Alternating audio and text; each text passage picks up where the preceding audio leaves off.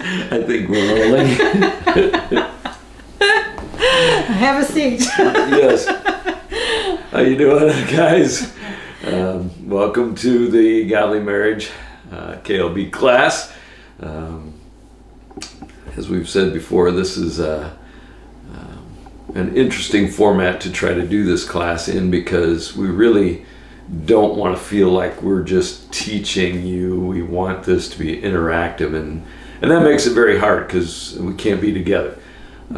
So what we've been doing is really just posting short videos that accompany the videos and the books that you got on the art of marriage. And so our hope is that we'll just share some things that we've been talking about, and maybe it'll stir some conversation among you and your spouse to enter into the things that the book is talking about. So this week it is Love Interrupted. And Love Interrupted is about communication and conflict. And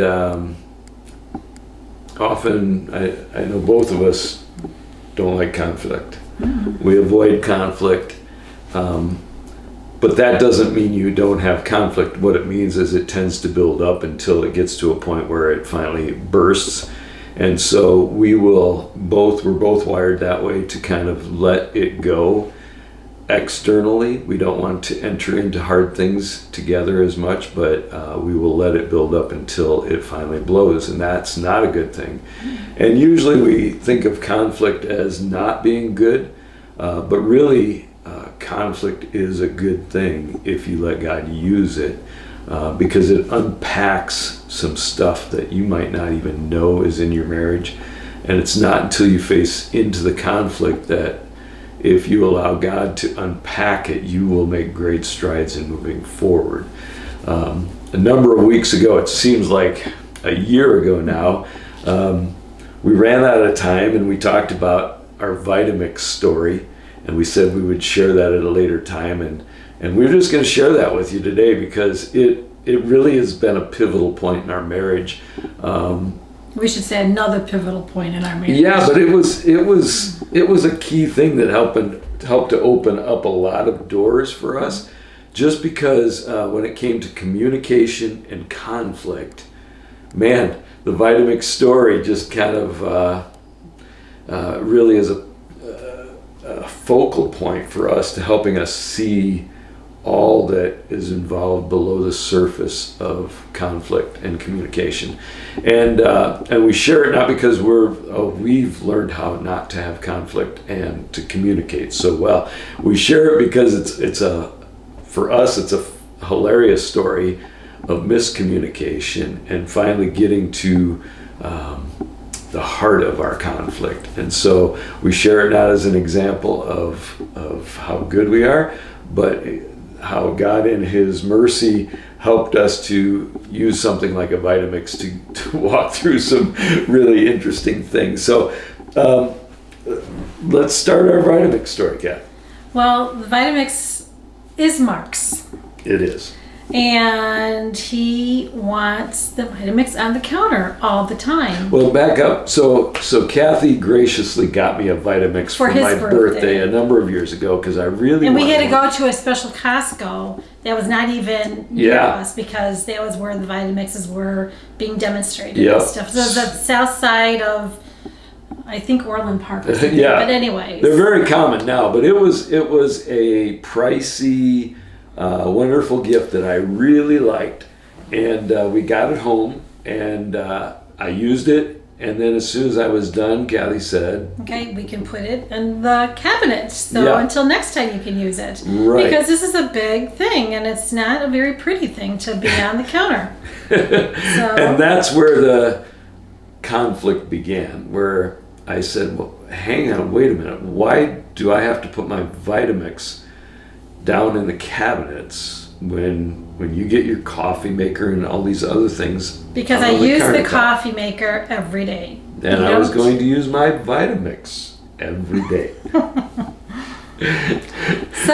So anyways, the Vitamix became a point of contention. for years, really. It was just this thing that always was. I wanted it out on the counter. Kathy wanted it put away in the cupboard, and really what we didn't realize is there was something going on here that neither of us realized, and it came to a head on a Saturday where we had just a really good, fun day together. It seemed like we had been out going for walks or bike rides and stuff. I don't even remember, but we had spent the day doing fun things together. And probably that Saturday morning, I had probably made some smoothies in the Vitamix and cleaned it out, and it was still on the countertop. And passive aggressive Mark, I would tend to leave it out on purpose. And it was the evening time, and we said, well, why don't we go get something to eat?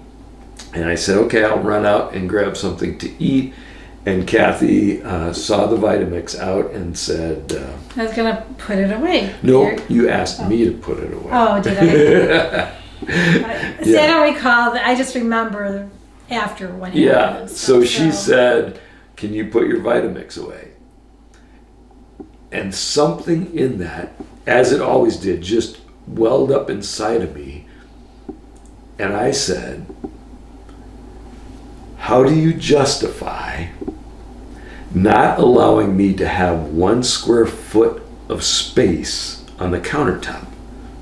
Especially when you have your stuff in every closet and all of your stuff everywhere where you want. But I can't have 1 square foot of space for my Vitamix. And that led to a very good conversation,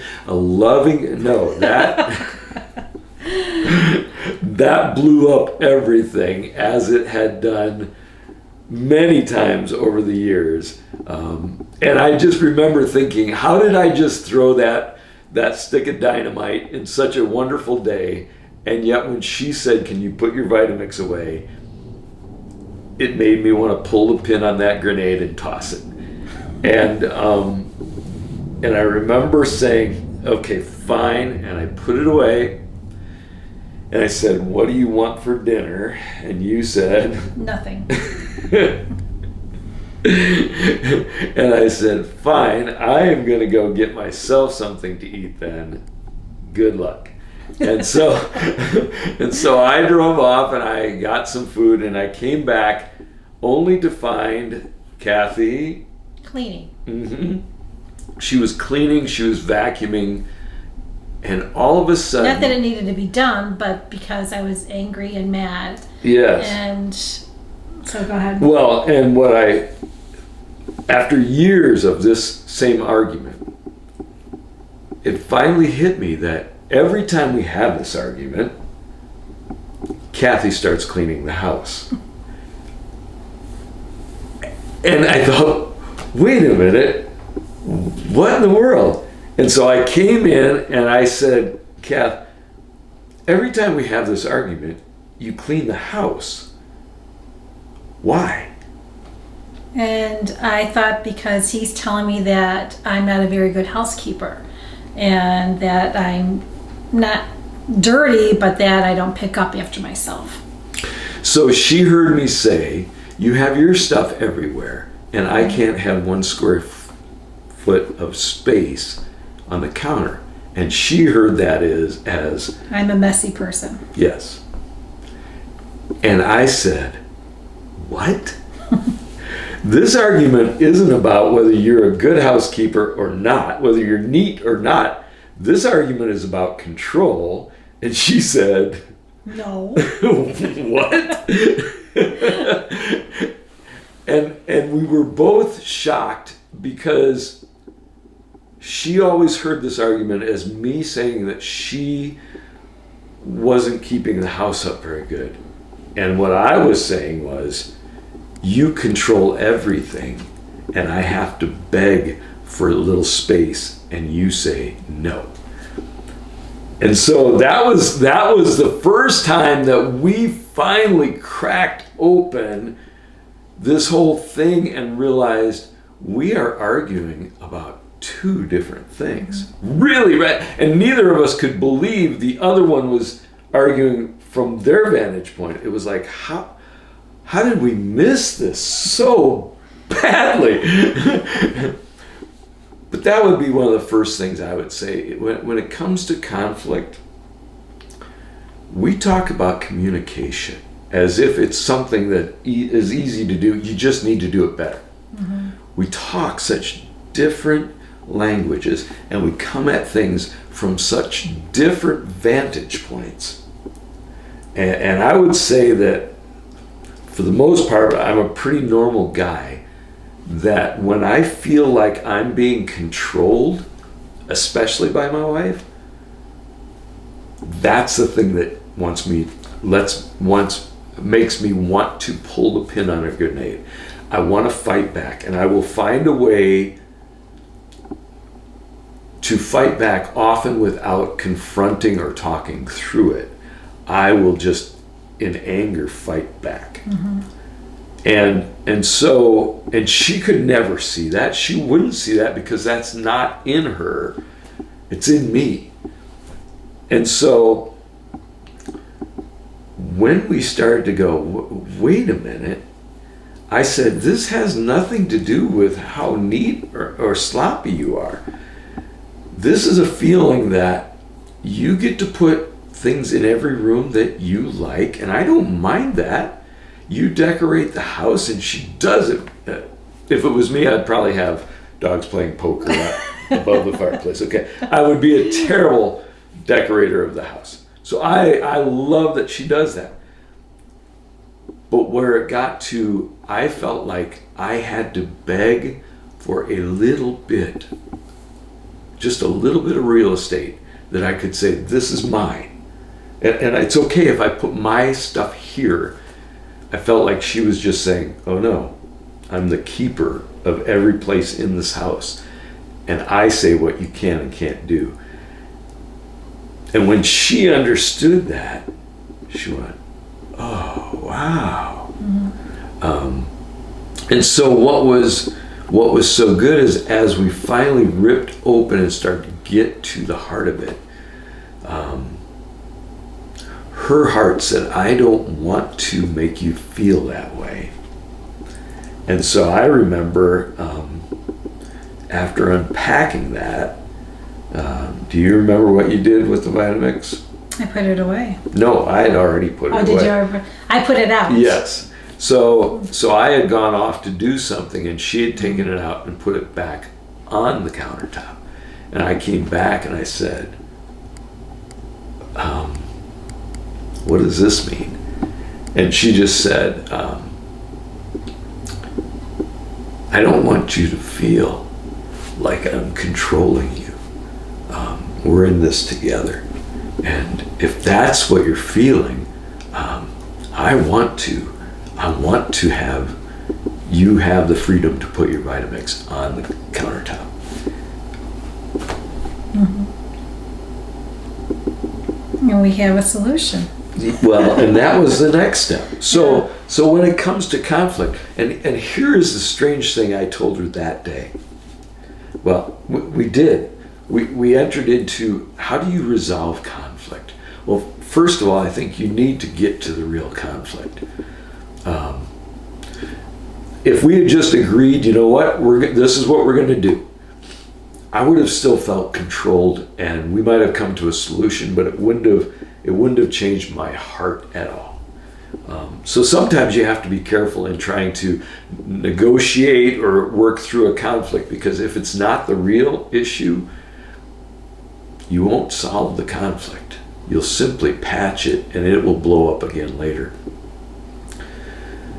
But now that we had gotten to the real issue, Kathy, I think you came up with a solution, because see, I wanted to just have my thing up there where I could use it. I wanted to be in control of that.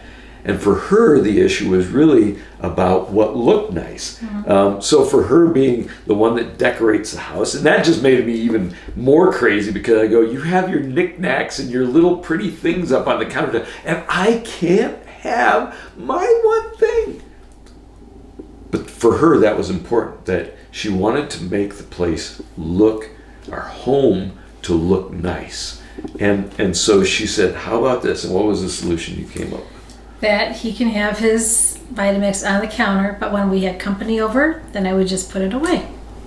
And which was a great solution, that if we were going to have people over, she wanted the house to look a certain way. And I get that. So in the conversation, I got now why she wanted it put away. And she understood why I wanted it out on the counter.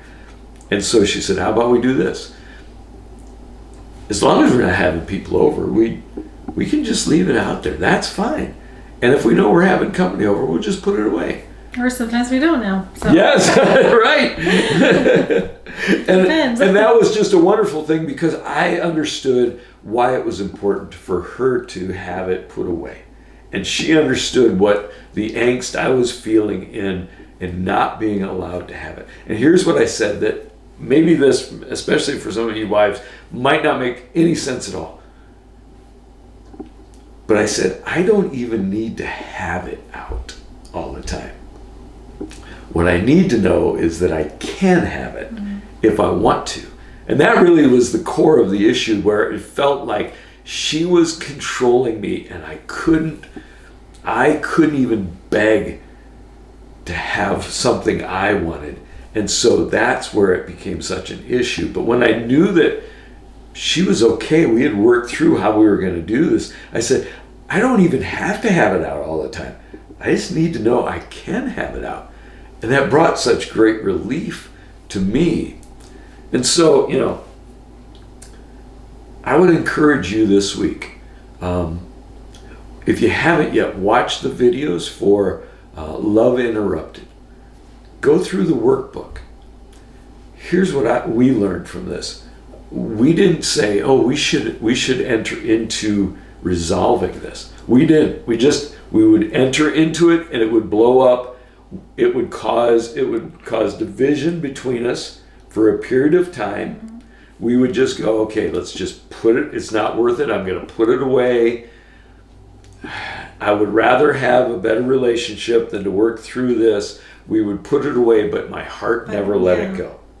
It never let it go. And I'd be upset with him if it's... Yeah. So that's not a loving relationship. Yeah. So we just kept really fighting with each other. Well, we put it away until it would get into the middle again and it would blow things up. And it was years. It was several years where this just periodically would come back up to the surface and would blow us up relationally. And I'm guessing that you guys probably right now are thinking about something in your marriage that repeatedly comes up to the surface, that kind of brings about division, and maybe you don't know how to get past that.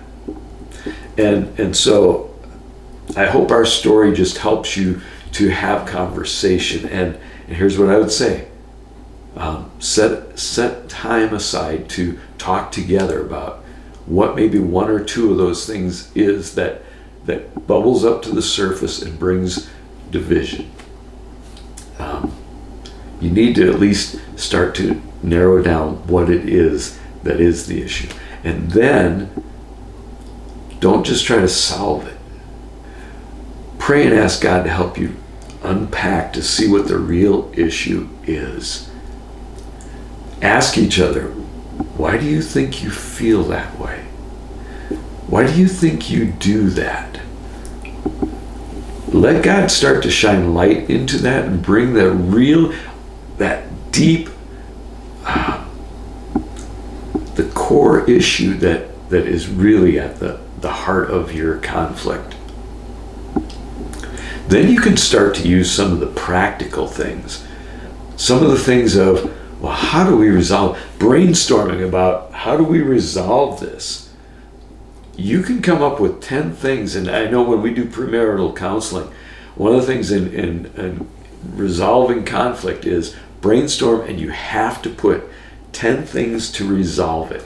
And you go, I can only think of 4. Well, making you do 10 causes you to go think outside the box. Now, some of those you might go, well, yes, we could live in separate homes. That would be a solution. Not a good one, not financially appealing, and probably would not help our marriage. Okay, so you cross that one off later, but brainstorm, because that's what happened in ours, and we didn't have anybody help us. We stumbled into this, and God helped us in His mercy to walk through this finally.